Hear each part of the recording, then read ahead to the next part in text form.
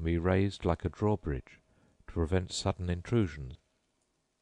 A contributor to that excellent little journal, The Rambler, unfortunately now extinct, mentions another very strange and weird device for security.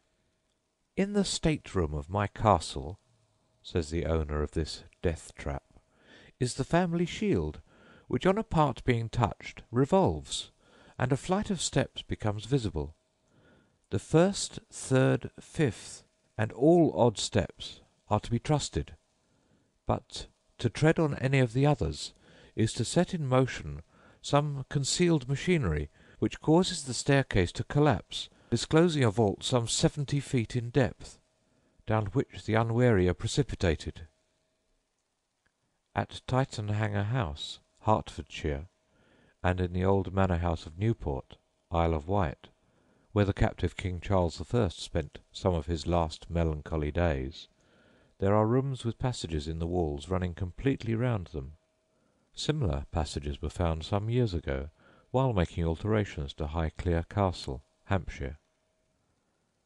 The once magnificent Madeley Court, Salop, now, alas, in the last stage of desolation and decay, surrounded by coal-fields and undermined by pits, is honeycombed with places for concealment and escape.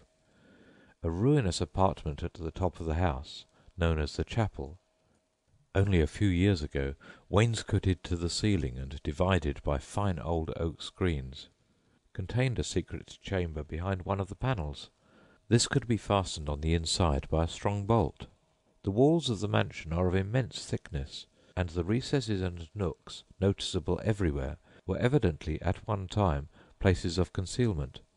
One long triangular recess extends between two ruinous chambers, mere skeletons of past grandeur, and was no doubt for the purpose of reaching the basement from the first floor other than by the staircases.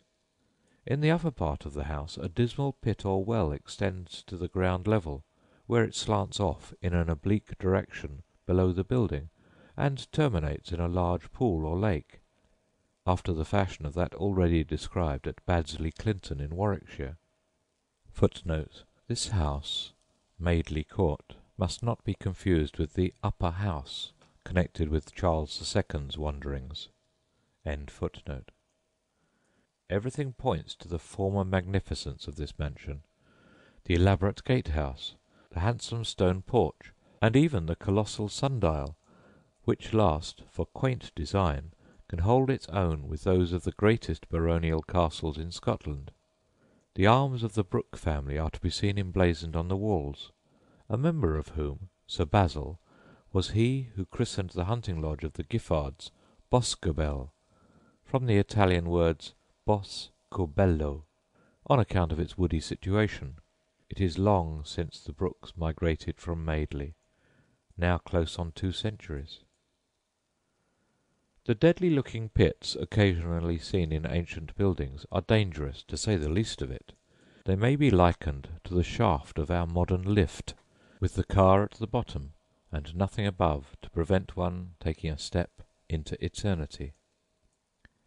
A friend at Twickenham sends us a curious account of a recent exploration of what was once the manor house, Aragon Towers. We cannot do better than quote his words, written in answer to a request for particulars.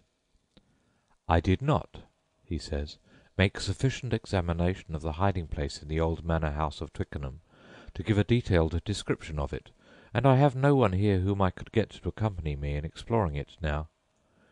It is not a thing to do by one's self, as one might make a false step, and have no one to assist in retrieving it. The entrance is in the top room of the one remaining turret, by means of a movable panel in the wall opposite the window.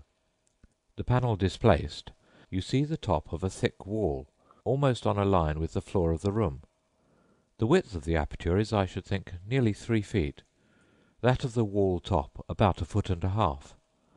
The remaining space between the wall top and the outer wall of the house is what you might perhaps term a chasm. It is a sheer drop to the cellars of the house. I was told by the workmen that by walking the length of the wall top, some 15 feet, I should reach a stairway conducting to the vaults below, and that on reaching the bottom a passage led off in the direction of the river, the tradition being that it actually went beneath the river to Ham House. Chapter 11